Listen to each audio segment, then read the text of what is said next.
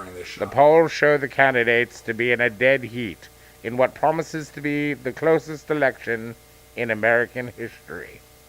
In other news, Sing Sing and Ling Ling have had another child today. The national news... Bush. Kerry. Bush. Kerry. It's like the most important decision of my entire life. And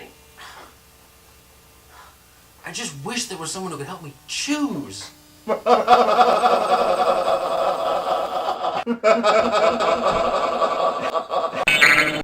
Hail, good citizen. Who are you? I am the ghost of one of your forefathers. John Adams? No. John Hancock? No. Rutherford B. Hayes?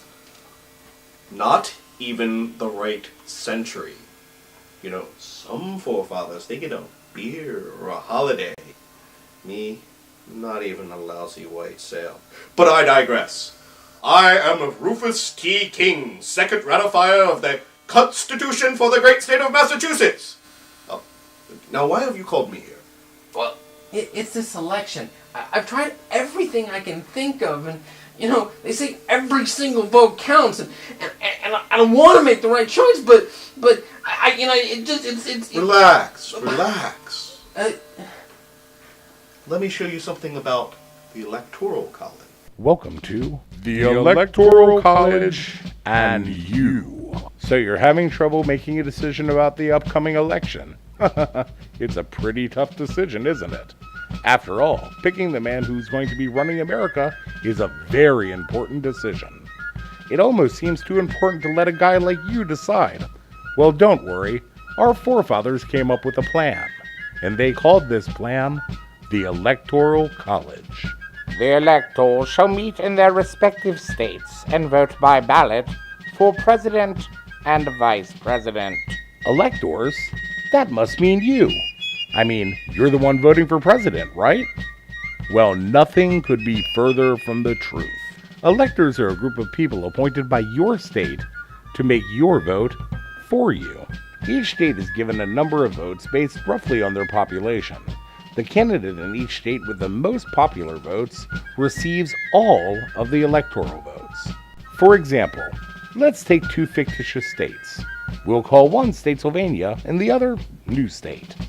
Statesylvania has 200,000 people and 20 electoral votes, and New State has 150,000 people and 15 electoral votes. In Statesylvania, 110,000 people vote Democrat, while 90,000 people vote Republican. So the Democrats receive all of Statesylvania's 20 electoral votes. While in New State, 120,000 people vote Republican and 30,000 vote Democrat. So the Republicans receive all of New State's 15 electoral votes. So after the ballots are counted, the Democrats win the election by 5 electoral votes. But the Republicans had 70,000 more popular votes. That's 50% more votes. So tell me, you still worried that your vote is so important? So, wait. What you're saying... Shh. This is my favorite part. You might say that this is just an extreme hypothetical situation and could never happen in real life. But remember the election of 2000? In that election, Al Gore won 500,000 more popular votes than George Bush. But George Bush won 5 more electoral votes than Al Gore, thus securing himself the presidency. You might think that this was just a fluke. But what if I were to tell you that this wasn't the first time this happened in our great nation's history? In the election of 1888, Grover Cleveland won 90,000 more popular votes than Benjamin Harrison, but Benjamin Harrison won 65 more electoral votes than Grover Cleveland. Thus, Benjamin Harrison became president. And finally, in the election of 1876, Samuel Tilden won 250,000 more popular votes than Rutherford B. Hayes. But Rutherford B. Hayes, securing a single vote more in the Electoral College, went on to become president. So don't worry, sit back, relax, take a breath. Even when the vote is close, especially when the vote is close, the Electoral College is there for you. So, the whole election comes down to a small group of people of the chosen power elite in just a few undecided states? Exactly. That is such a relief. I'm so glad there's someone there to make those decisions for me. So are they, my friend. So are they.